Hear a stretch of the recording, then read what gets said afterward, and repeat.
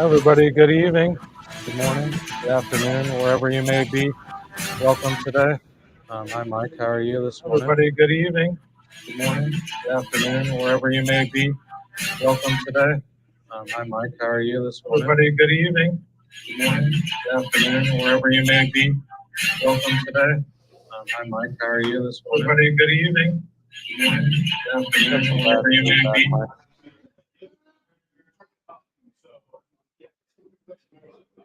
You there, Mike?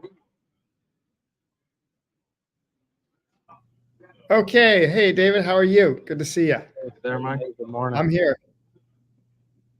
I think you're live. Okay. Hey, David, how are you? Good to see you. Hey there, Mike. I'm here. Keep hearing a feedback from you. I think you're live. Okay. Hey, David, how are you? Good to see you. Hey there, Mike. I'm here. Keep hearing a feedback from you. I think you're live. Okay. Hey, David, how are you? Good to see you. Hey there, Mike. I'm here. Keep hearing a feedback from you. Mike, you're not connected to the stream, are you? Are you watching it? I'm here. Keep hearing a feedback from you. Mike, you're not connected to the stream, are you? Are you watching it? I'm here. Keep hearing a feedback from you. Mike, you're not connected to the stream, are you? Are you watching it? I'm here. Keep hearing a feedback from you. Mike, you're not connected.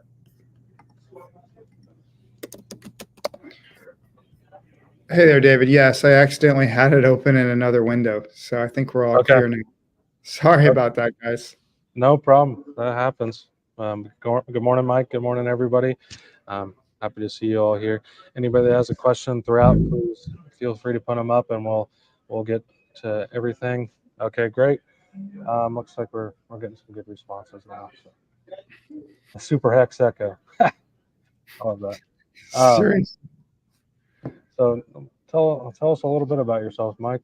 Let's hear more about yourself and kind of the origins of Geonet, and then we'll go on from there. Yeah, so my personal background, I grew up in Austin, Texas, and then went to UC Berkeley for school, for college, where I met the late Richard Newton, and he got me into the field of navigation and sensors. And from there, I started a company called Crossbow Technology, which was kind of a pioneer in the use of MEMS and development of MEMS sensors, accelerometers, and gyros. Then got into the field of coupling accelerometers and gyros to GPS for full-up navigation, and then started to realize all the problems with GPS. And that's kind of what led me to Geodnet, is to try to improve GPS at scale, to solve some of the problems. They've been solved for very high-end applications, but try to solve them in a general way so that the whole community of users of location services can benefit from better reliability and better precision. Excellent. From there, so how many stations are on the Geodnet now these days? Well, we have over 3,000 stations that are operating stably, meaning that they are contributing data that's useful to end users like you and your customers, David. And we're adding about 60 a week. Overall, there have been almost 4,000 stations added to the network in total. So the network is getting quite big. It's getting on par with the largest GPS RTK networks in the world. Great. And what makes an RTK? Well, I guess why does somebody want to add that for just novice users of GPS? What kind of the benefits does that add of the technology, and where does GPS struggle as well? Yeah, so GPS struggles with accuracy a lot. It also can struggle with how long it takes to get you an answer as to where you're at.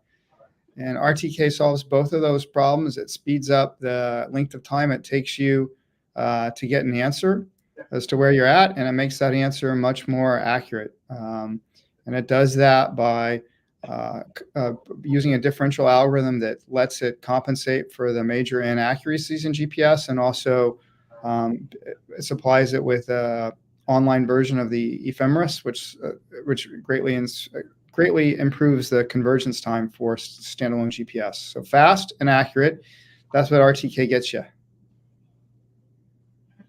Excellent. So what kind of products can use that? We got a little bit of a slideshow we can show for that, but some of the main Yeah, I think results? if you think about where RTK came from, it came from kind of the surveying industry. So devices like this now are becoming more and more affordable, and surveying is becoming something that a lot of people on the job site and in the field, in the area of construction and road maintenance and all sorts of areas to maintain and build our cities and things can use RTK quickly and easily. They don't have to bring out traditional optical instruments and take shots with the total station. They can just take a small portable device out to the field and do that. So that's kind of the original area of RTK, and it's one that's still growing. Another area that's been growing tremendously is the use of drones in the workplace. Enterprise drones now almost all come with an RTK capable receiver. One of the big challenges that Geodnet solves is it makes it much easier to operate these professional RTK drones. So instead of having to go out ahead of time and set up a base station for your drone flight and buy a base station, so like a DJI base station costs $3,600. So instead of having to invest in that base station and setting it up every time, you just connect your controller directly to Geodnet and you're up and running with centimeter accuracy. So this is an exciting marketplace that kind of illustrates the benefit of having a network at scale versus setting up individual base stations every time you want to try to do RTK. Yeah, and I mean, and the fact that you don't have to have somebody there just to watch over it and not get Yeah, that's what we hear a lot of people who do go the individual base station route. They get focused on flying and somebody knocks their base station over, and then their whole flight and their whole data set is now worthless. So there's a lot of just operational things, and in many places where you operate, you're not able to get a good location for a base station. And this is true in a lot of other applications that Geodnet benefits. You really need the base station to be very well installed. Otherwise, it becomes part of the problem instead of part of the solution.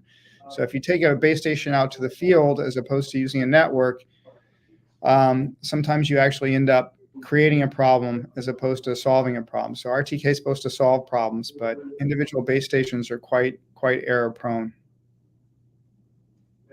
Very, very true. Yeah, just super many different applications. So what is needed? Of course, you need a rover. You know, you have a receiver. You have a drone. You know, you can have things like a utility locator, ground penetrating radar. But you know, what kind of signal? I guess talk about just end trip and how you connect to that and how all that works.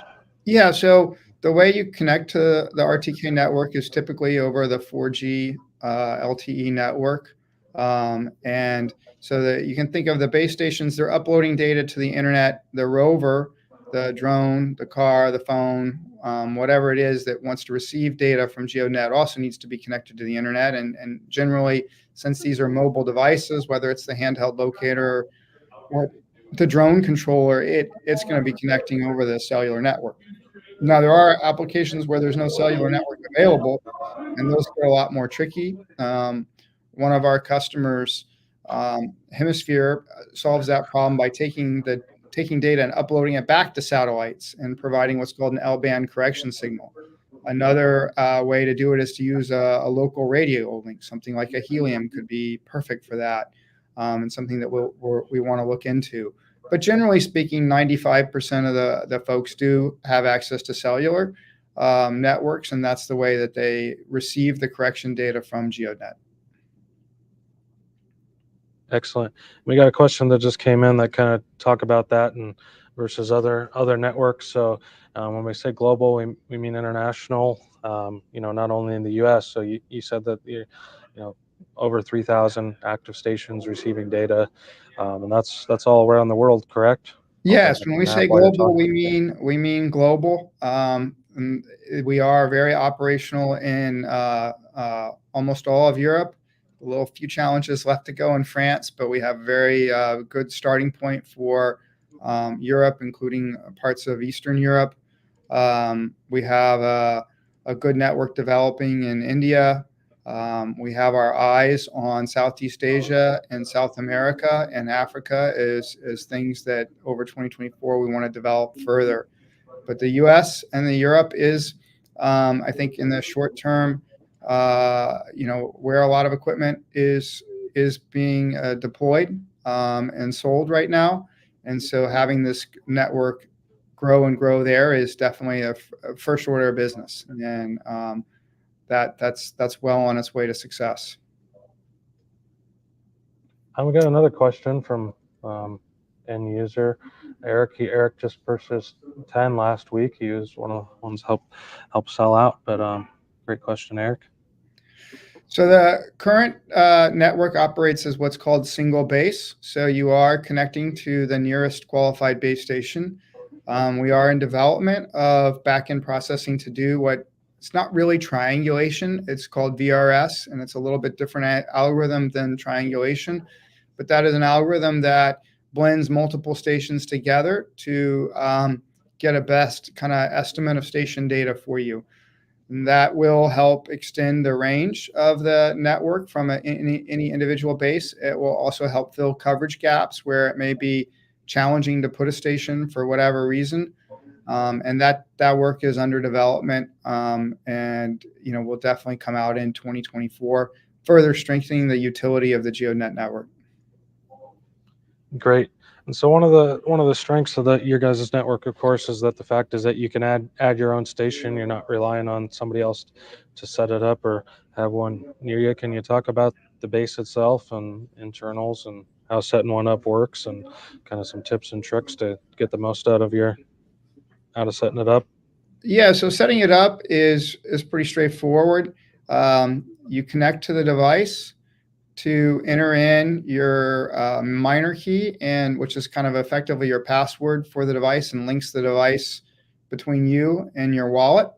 So you enter that in, and you enter in the SSID and password for the Wi-Fi network that you want to connect to it, and that gets the device connected online. In parallel, you survey a spot on your roof that has a clear sky view, that avoids the trees, avoids things that are metal that might be above it, anything that will create multipath or block a clean satellite signal entering into the antenna. You want that to be as clean as possible. So you survey that spot, and then you go out and you mount the white antenna with the mounting rod, get it firmly attached, as firmly as you can. And then you run the cable back to the receiver, and you're good to go. You get an orange light flashing, means you're seeing satellites.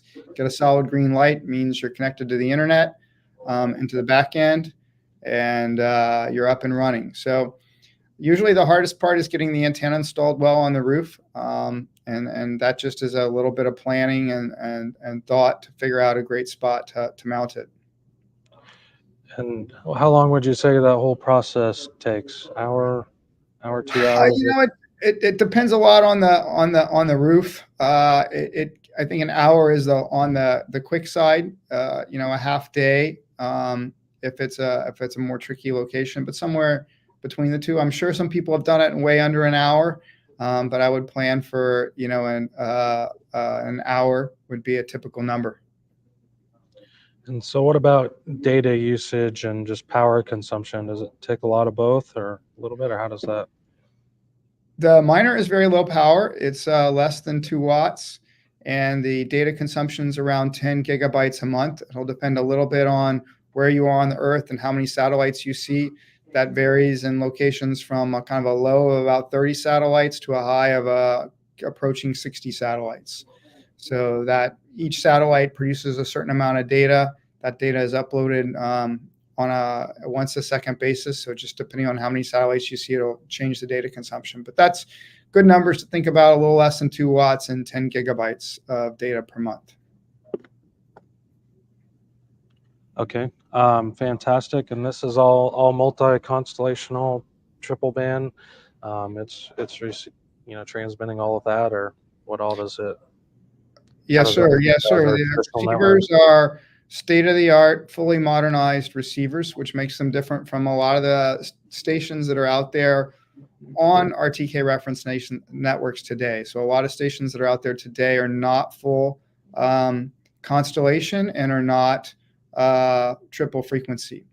By being full constellation, meaning that we see all the major constellations, GPS, GLONASS, Galileo, Beto, and QZSS. Where that's the full constellation, and we're looking at all three frequencies. That gives us really a fully modernized network that is ahead of most of the stations that are on the ground today out there. Perfect. We have a couple questions from Ryan. Ryan here on LinkedIn. Great questions, Ryan. We'll get to all those one at a time. So he's talking about different distributors. I get this question a lot too, but there's a lot of different colors, labels. Can you talk about how they're all just the Yes, they are all the same equipment, just a different packaging, the same base design. Over time, I think that some of these partners, like Rock Robotic and Moss, may have segments of end users that do have slightly different needs. So we may put some customizations and twists and work with them to do that in there that make them maybe a little bit more particularly useful for certain types of deployments that are more common in drone operations or in agricultural operations or in home usage for robots. So I do think that there may be a little bit of variation, but at the core, they will always be the same. And that the piece that's the core will be a secure way to collect and transmit the full constellation and triple frequency data. And that's really where the network is focused on, is that core. And then there may be over time and the station devices some variation of extra things that they can do and extra signals and extra capabilities that are market specific. But at its core, we want to be building out a global network of that full constellation triple band data, and any device attached to Geodnet, whether sold by HiFix or Moss or Rock Robotic or EU Geo, will be contributing that data. That's really the backbone of the network that solves the big problem of making GPS better at scale. Fantastic. We got another great question from Ryan.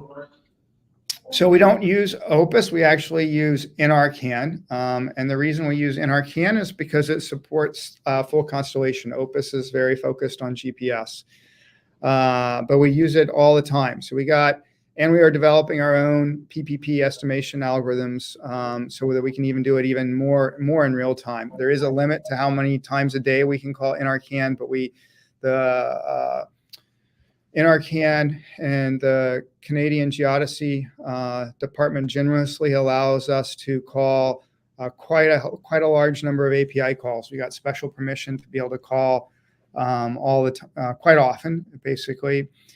So we are able to process data sets quite frequently on there, and using that to update the data on a continual basis. But over time, we want to integrate our own PPP as a core part of the monitoring. So we do have a monitoring on all the stations that is live, and the monitoring prevents like if somebody moves and they move the station because they want to go put it in a super hex or whatever. What if there's a user using data from Geodnet at the same time? That could lead to real problems. So we do have active monitoring on all the stations that will detect that and pull that station out of service, because it's better in that case if somebody's collecting data from that station while it's being moved. You just need to cut that stream off. It's better to provide no data than it is to provide what you would say is sort of misleading data. So we do that, but we're refining that, and part of that will be a transition over time to using our own PPP instead of NRCan to continuously update positions of stations and monitor stations. And what's kind of the goal for number of stations? What would you guys like to see in the long term? Yeah, so I think we can achieve perfect global coverage of RTK over the terrestrial surface of the Earth with about 100,000 stations perfectly placed. And that's a long-term goal. That remains our long-term goal. And the near term, I think we want to pass through 5,000 stations. Is going to be a huge milestone, because that will put us on par with the largest networks created, and then getting to 10,000 stations as quickly as we can is the next major step. But long term, like if you just look at if you put H4 hexes all over the planet, and then you calculate how many H4 hexes there are on terrestrial, on the surface, on land surface, you end up with a number right around 100,000. And so if you could ideally get one station in every H4 hex, you would have a perfect global RTK network. We organized our hex system as H5 hexes, which is one level down from that. It's about an 8-kilometer edge length, so that we can get more density and more redundancy. And we think that in terms of incentivizing people to deploy stations, that one size hex down further from the H4, the H5 is the perfect geometry to incentivize deployment. Awesome. And then one more question from Ryan. I know you touched on that with Eric's question earlier, and Eric has a great question we'll put on next. But yes, there is a plan to add VRS, and we intend to have that VRS capability sometime in 2024. We also plan to make a VRS capability available to enterprise customers who want to run their own subnets for market-specific, applications. So that this is a core thing in the 2024 GNSS roadmap for Geodnet. Perfect. And then Eric kind of has two questions. It's this, and then I'll put on the second. So just any kind of dashboard to see that, and then this is kind of follow up to that. Yeah, so this is high on my list, but it's not high on the overall team's list because it doesn't drive so much immediate business for us. And we are very aware of the desire to make the whole program a business success. That's the first consideration, because if it's a business success, the flywheel can continue to grow, the network will continue to grow. But my personal interest in, yes, I would like to see us have a lot more publicly available data on the ionospheric activity, and also on GNSS interference data. If you go, for example, look at our station in Israel, for example, you'll see it only sees 2 satellites. And I can assure you that station is perfectly installed, and the antenna is absolutely seeing the full sky view. So why is it only seeing two satellites right now? It's only seeing 2 satellites because there's active jamming in that region. So aggregating data from the overall network in terms of both ionospheric activity as well as man-made interference is something that's really, I think, great data products to produce. And we want to do them. The challenge is that don't quite have the business potential in the near term anyway that the basic RTK usage has. I think RTK is a workflow that has a tremendous number of commercial applications across survey, agriculture, automotive, and even consumer. And that is our top priority, to execute on that so we can keep the cycle of growth going. Excellent. Now we have a gentleman asking about just coverage in Sweden and kind of just constant Europe expansion. Let's see what we got going on. Yeah, Sweden is a good case that I think is going to take a little longer to solve in the full coverage way of Sweden. If you look at Swisspass, it does have stations in a lot of areas that are, I think, going to be challenging for Geodnet to catch up with. But in terms of commercial urban usage of Geodnet in urban areas, I think we will be there, and I think that there will be some benefits to using our network in the urban areas, just in terms of the ability to have equipment pre-configured and pre-licensed to use, and just the fact that it's a blockchain decentralized project offers some business of itself. But it is very impressive what Sweden has done in terms of getting stations into some of the more remote parts of Sweden. If you have ideas on how we could do that, whether it's farming communities, or I don't know what goes on in some of the more empty parts of Sweden, reindeer tracking, I'm not sure what it is, but if you know a way we can do it, we're totally glad to support that effort. But I think it in some of these areas like deserts and really rural areas that don't have active agriculture, it will take us time to catch up if a government has gone and put in a bunch of stations. Now, here in the United States, I don't think there's any, in general, I think the United States has areas that are pretty vacant. So I think our infrastructure isn't quite as mature as Sweden's. So Sweden has just done a remarkable job with that, sweet spots. Yeah, a lot of federal land and a lot of emptiness here in the States. Yep, a lot of emptiness. Yep. So let's hear some more questions. We're getting a bunch on YouTube. Ruben's doing a fantastic job as always of getting to a lot of them. But let's see what else we got, and encourage anybody. Please scan the QR code if you want to send some more information. There's a link there to fill out your information. If you want a free trial to the network for a month's time, you can scan that and fill that out, and we'll get back to you this week. If you want some more information on just purchasing your own station, creating your own network, like Eric, thank you again for setting it all up. Eric there, I haven't mentioned him, good customer of mine, but he's going to create his own network all across South Carolina. But we got a new question coming in. Thank you, David, for your question. Yes, David, you sure do. You have access to both RTK stream data. You do have access to Renix files for static processing as well. So absolutely. Fantastic. And then another question, just more about area specific, but looks like we got a guy from Canada here as well. So, hi, Brent. Good to see you. If you have any ideas on how to get more stations in the Canadian Plains, we are totally up for it. I don't think we have to, balance that. We don't want to do a program that's going to create a bunch of token dilution to do it, because there's probably a little bit longer term revenue generation from there. But I think in feedback and talking with the NRCan and folks there, I think there's interest within the Canadian government to see a lot more stations put up in rural Canada as well. So we would like to lead that.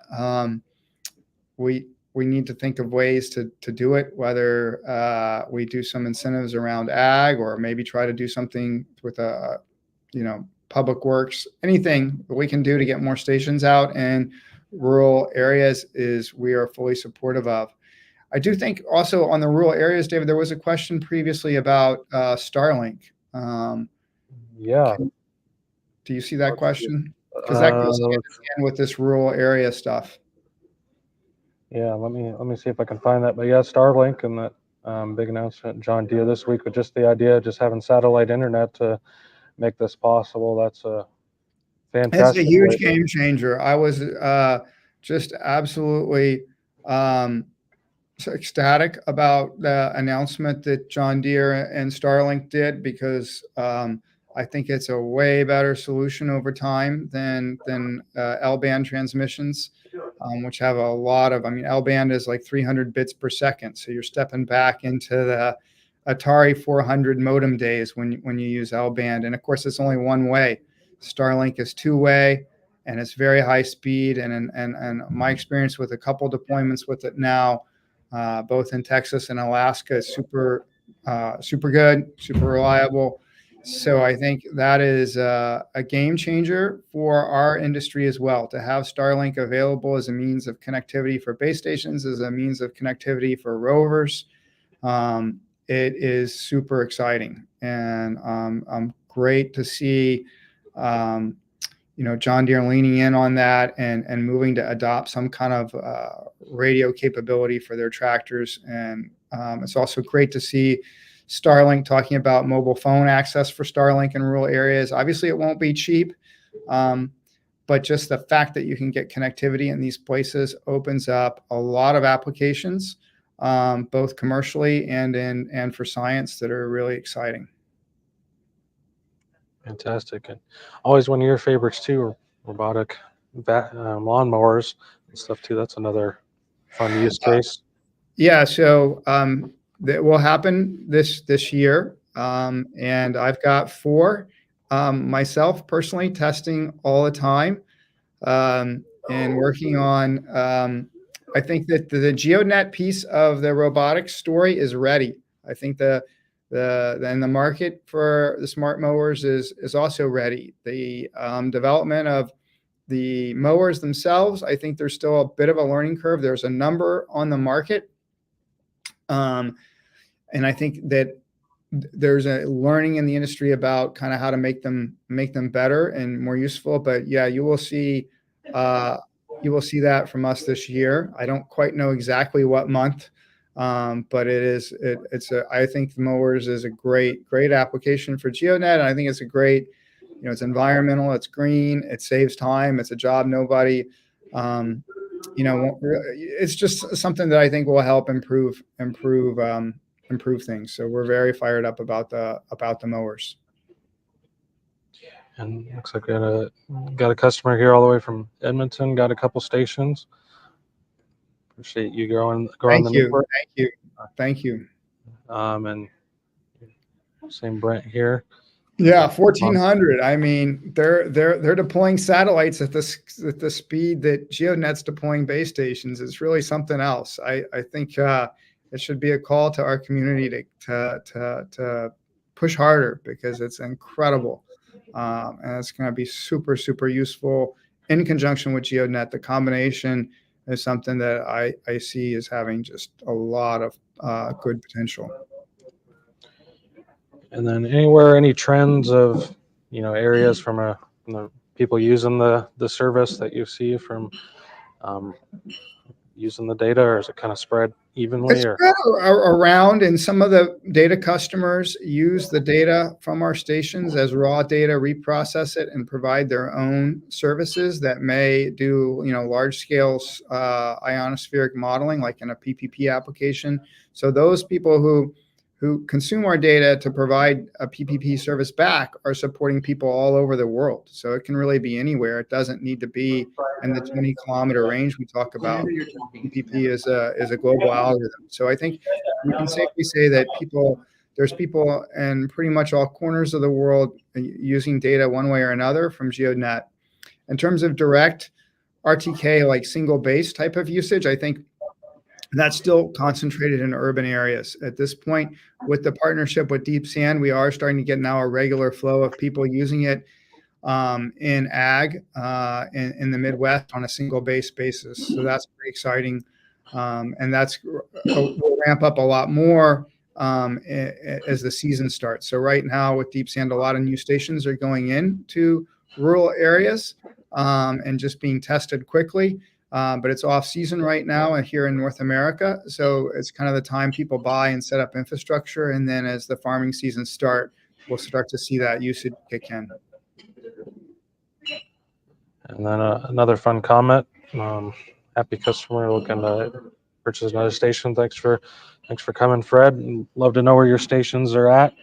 Always like to see a lot of nice comments like that, similar. So if anybody has any other questions, but again, if you want to scan the QR code, you can see the station map that we've been showing. I'll put that back up on the screen in a little bit, but you can do that. You can get information on a trial. If you want an annual license, there's a link to purchase that today on the MGS website. Only $400 USD annually. That's access to all stations. That doesn't limit you to a specific area or your own station. And can you talk about too with that how customers can download Rhinex data for other applications like LiDAR mapping or literally anything they want to do? Yeah, so we're logging all of the data from the stations for Rhinex applications, and that is a pretty useful capability. If you need a Rhinex file, just contact David and he'll get it for you, or contact the team. I think you'll be integrating a more easy to use download API soon, David. Rock has that up now. So if you're a Rock subscriber, you can get that, but we're working on getting that capability. It's very useful, very, very useful. PPK is a great way to go in many applications. We do include the government bases in Australia. We have a great relationship with them. So as I mentioned earlier, we're working on our own PPP. We've been using some of the open source code that the Geosciences Australia has put out there. So we have also a good relation with the Geosciences Australia. We also have a number of people in Australia and New Zealand who are trying to get more stations up, as there are still, those are particularly Australia's big, and so even though there's a good number of stations there's a lot more areas that want to go to get to a full RTK network. So both, yeah. And that Greg there, he's bought a lot of stations and told a whole bunch of his friends. He's out to he just set one up all the way in Leadville, Colorado, and in the middle of nowhere. Just convinced a friend of his in Butte, Montana, to set one up. So we appreciate Thank you, Greg, very much. Thank you very much. You're putting them in some crazy places, hard to get to, for sure. So we very much appreciate that. Here's the Leadville, and he's getting fantastic results. Yeah, that's beautiful. Anybody who's near that station will have instant success with RTK. So that's a really great installation. I appreciate you. And from looking at the network, I mean, here in America, you have stations in pretty much every major city in America, which is pretty exciting to see. A couple new ones in Boise. I saw that was one of the ones that starting to get ad. New Orleans now as well. I mean, pretty much everywhere. It's starting to really evenly spread out. Yep. So let's see who else is asking. Good old Reuven, we appreciate you. He's answering a lot of questions on the YouTube. People watching on there. Another great question from the gentleman from Sweden. Yep, I agree.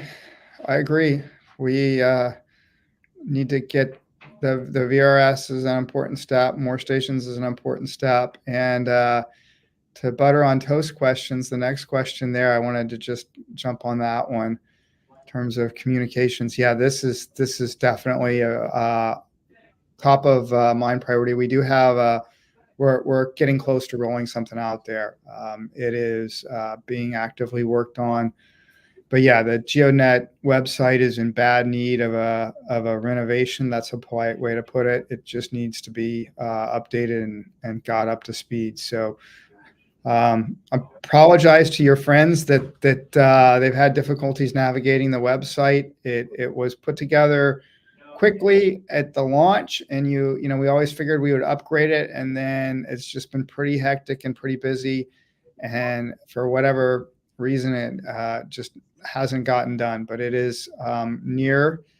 I would say certainly by mid-February it'll be up. I think we had hoped to get it up by end of January, but probably a little bit after that. But definitely it is going to get renovated, and appreciate the feedback there. And then here's a great question from Ryan. So we're working on that. I think there's a couple of pieces to this.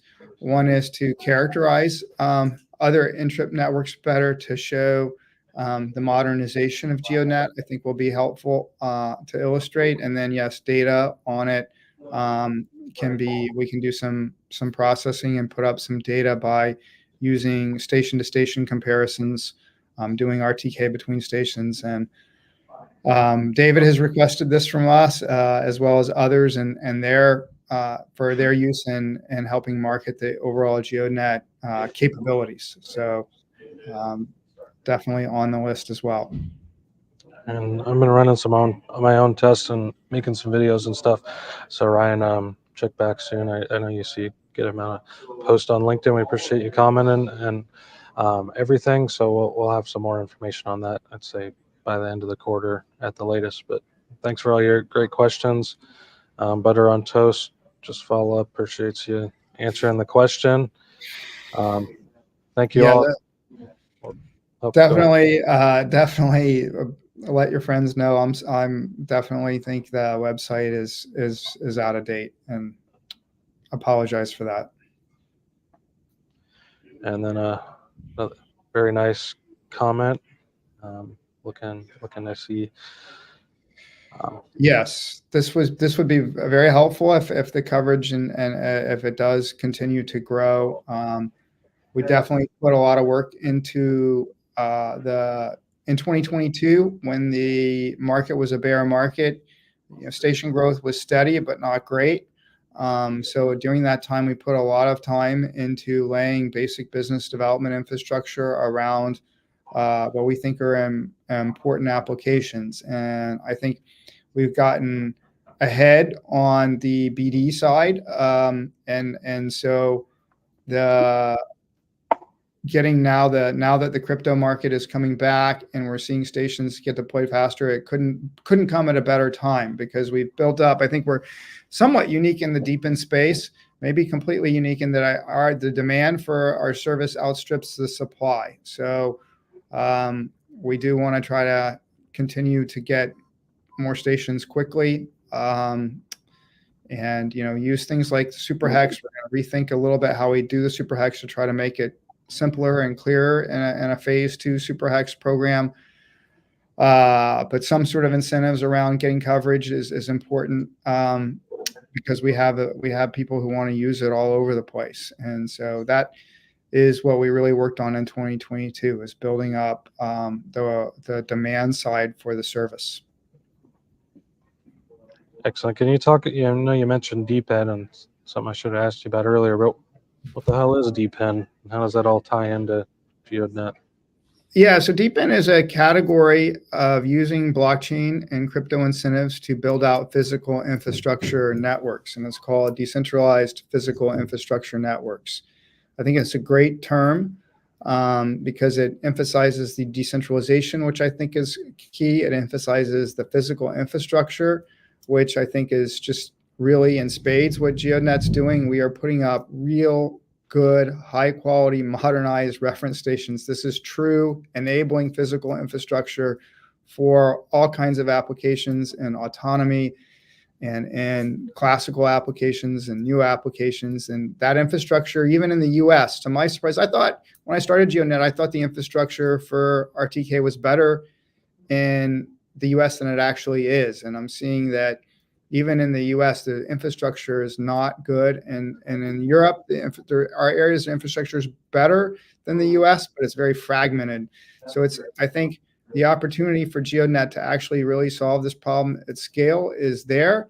And if you didn't have the decentralization and the crypto community behind it, you would never get it done. If you look at the cost to deploy what Geodnet's doing, if you were to try to do it in a centralized Web 2 way and try to build out the scale we are, you're looking into the tens of billions of dollars, the same type of investment that you would have to put up a 5G network or 4G network. I mean, it's an enormous cost, and the markets in GNSS are big. They're very significant and big, but they're not at the scale. There's no single player in the marketplace today. Even the biggest companies can't possibly afford that kind of capital expenditure. So the DPEN model is super powerful for this problem set. And obviously, I think DPEN can solve a number of other problems at scale that a number of the other projects are working on. So it's I think it is a super useful, when people say, hey, crypto has no use case besides money laundering and sex trafficking, I think that's just such bogus bullshit, because I mean, you can't solve the problems that Geodnet's solving without DPEN. It's really the only pragmatic way to solve the problem today.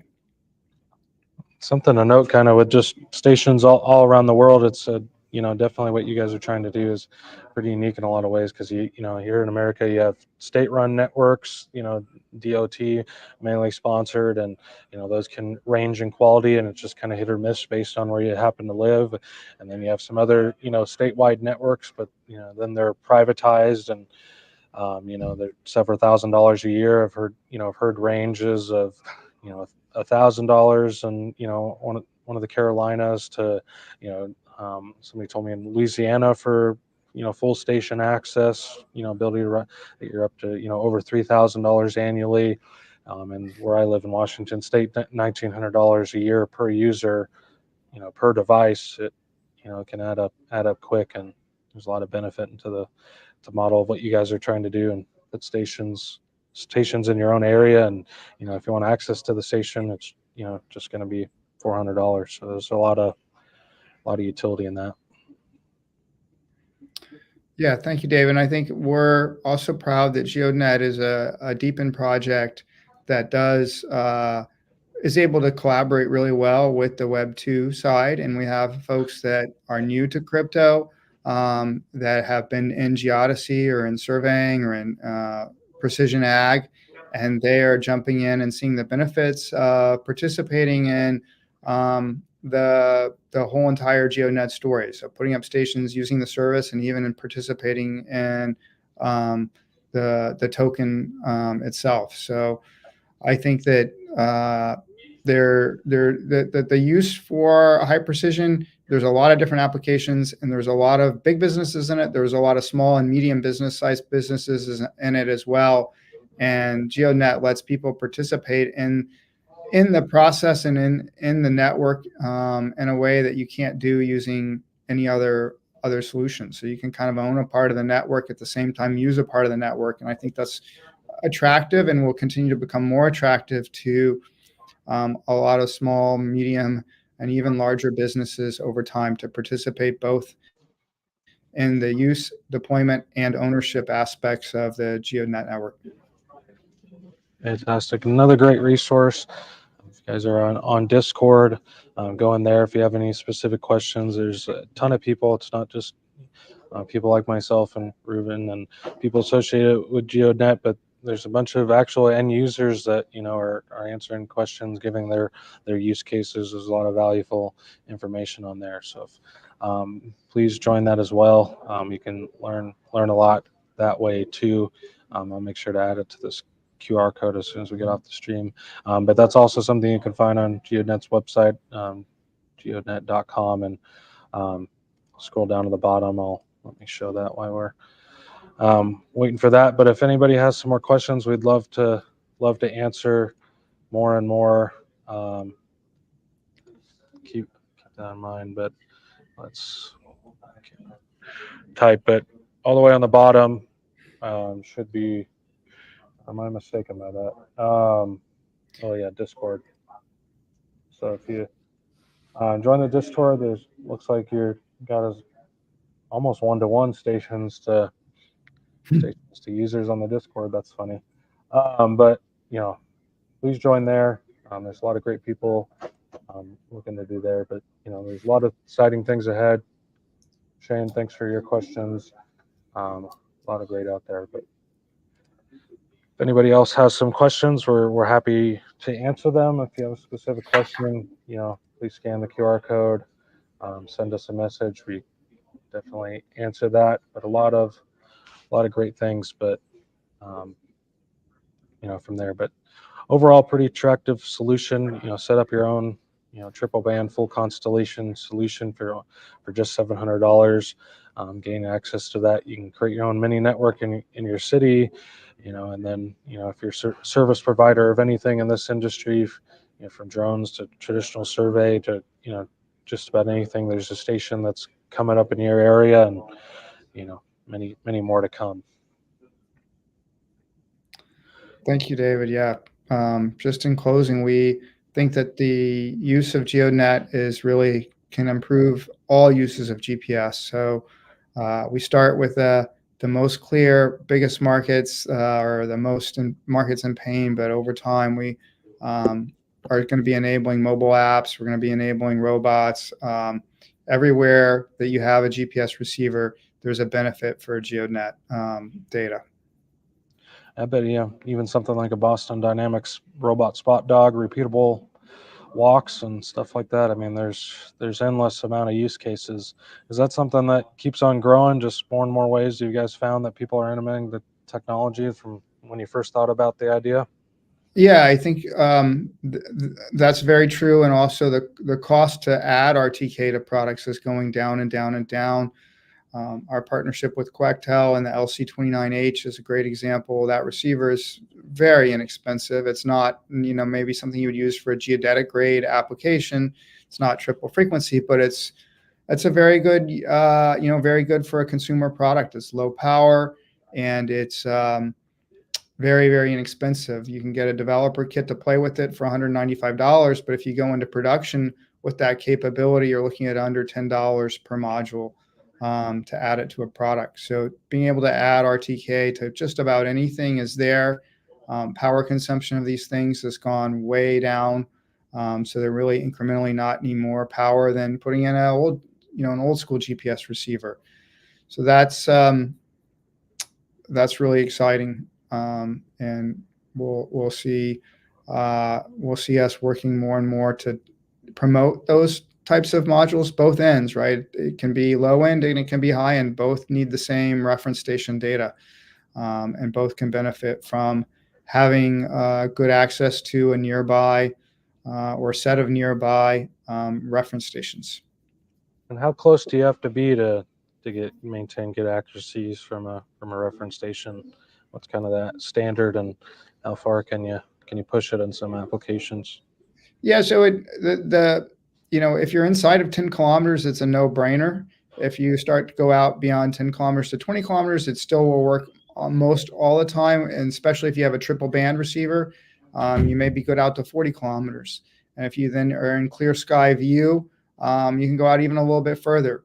So the baseline is like, okay, 10 kilometers is perfect. If you have a lot of multipath and signal blockages, so you're not seeing so many satellites, that's when you want to be kind of on the closer end.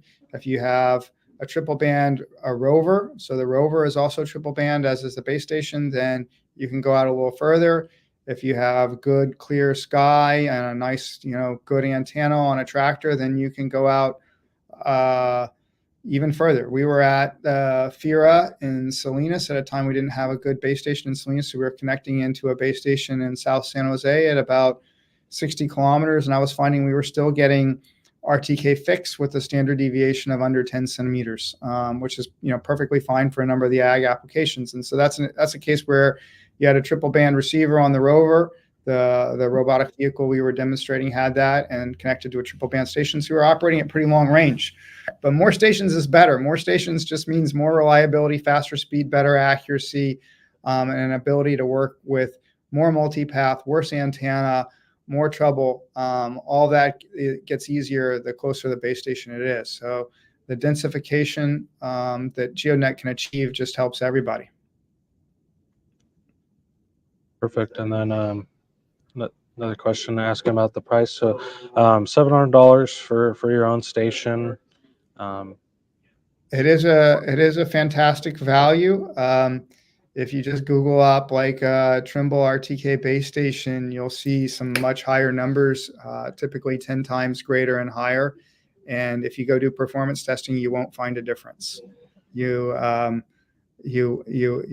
find there's one for 55,000. Well, I think that's a set of 3 maybe, but yeah, you get the idea. The prices are not inexpensive, and you won't find a performance difference. There isn't a compromise.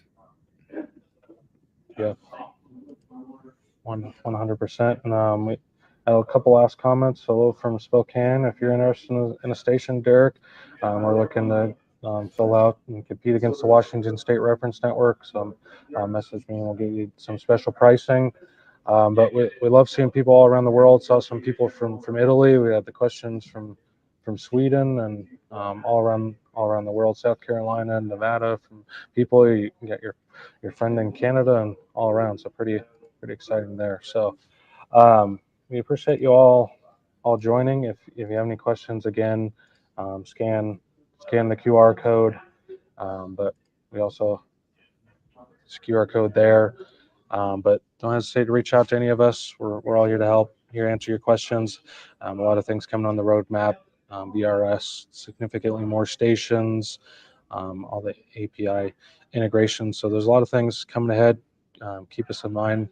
This is going to be a big growing thing for many years to come. So thank you, Mike, for your time. Appreciate all you do. Thank you too, David. Really appreciate your support. Appreciate the support of all the miners, all the folks in geodesy, surveying, farming that are using the network. It's really a big project that we work on together.